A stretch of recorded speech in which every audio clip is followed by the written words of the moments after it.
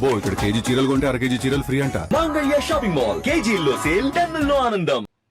భారతీయ గృహ నిర్మాణ real estate రంగంలో త్వరలోనే భారీ స్థాయిలో ఆస్తుల రీసేల్ జరిగే అవకాశాలు స్పష్టంగా కనిపిస్తున్నాయి.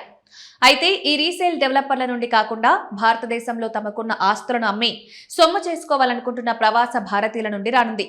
వాంకోవర్ ఆధారిత వెల్త్ టెక్ స్టార్టప్ రెమిటర్ విడుదల చేసిన యాన్యువల్ ఎన్ఆర్ఐ వెల్త్ రిపోర్ట్ 2026 ప్రకారం విదేశాల్లో స్థిరపడిన భారతీయులు తమ సంపద నిర్వహణలో ఒక పెద్ద నిర్మాణాత్మక మార్పుకు శ్రీకారం చుట్టారు.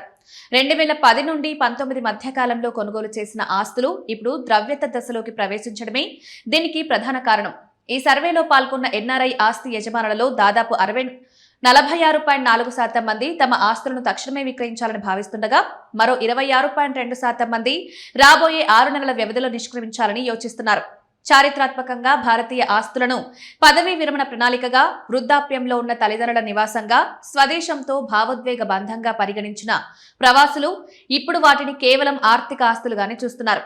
సగానికి పైగా ఎన్ఆర్ఐలు ఆస్తి విక్రయం ద్వారా వచ్చిన సొమ్మును భారతదేశంలో తిరిగి పెట్టుబడి పెట్టడానికి బదులుగా విదేశాల్లో అధికంగా ఉన్న తనఖా ఖర్చులు, పిల్లల విద్యా ఖర్చులు, పోర్ట్ఫోలియో వైవిధ్యీకరణ, పన్ను బాధ్యతల నిమిత్తం విదేశాలకు తరలించాలని భావిస్తున్నారు.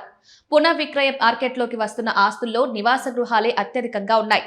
అమ్మకానికి వస్తున్న మొత్తం ఆస్తుల్లో 88.8% నివాస గృహాలు కాగా అందులో 63.2% కేవలం అపార్ట్మెంట్లే కావడం విశేషం. పారదర్శక డాక్యుమెంటేషన్, రెరా నిబంధనలు, సులభమైన రీసేల్ సౌకర్యం ఉండడం వల్ల అపార్ట్మెంట్లకు ప్రాధాన్యత పెరిగింది. వాణిజ్య ఆస్తులు, వ్యవసాయ భూములు అతి స్వల్ప వాటాను మాత్రమే కలిగి ఉన్నాయి.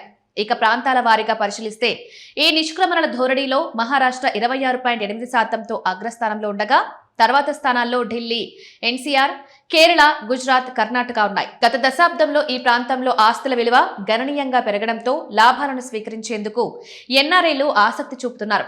అయితే ఈ మార్పు ఆర్థిక ఇబ్బందుల వల్ల వచ్చిన సంక్షోభం కాదని, కేవలం సంపద పునః పంపిణీ మాత్రమేనని నివేదిక స్పష్టం చేస్తోంది. అయినప్పటికీ ఆస్తుల అమ్మకం అనుకున్నంత సులభంగా జరగడం లేదు.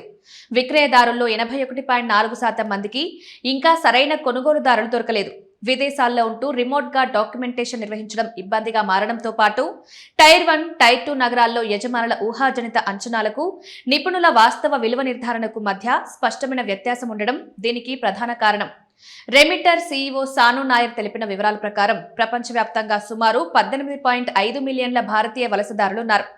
ఎక్కువ మంది భారతీయులు శాశ్వతంగా విదేశాలలో స్థిరపడుతుండటంతో వారి ఆర్థిక ప్రాధాన్యతలు స్వదేశంలో ఆస్తులను కూడబెట్టడం కంటే ప్రపంచవ్యాప్తంగా విస్తరించిన పోర్ట్ఫోలియోలను సమర్థవంతంగా నిర్వహించడం వైపు మారుతున్నాయి. ఈ ఆస్తులు ఇప్పుడు ఎన్ఆర్ఐలు తమ స్వదేశంలోని సంపద పోర్ట్ఫోలియోలను గరిష్ట స్థాయికి పెంచుకోవడానికి, అంతర్జాతీయ ఆర్థిక అవసరాలను తీర్చుకోవడానికి ఎంతగానో ఉపయోగపడుతున్నాయి.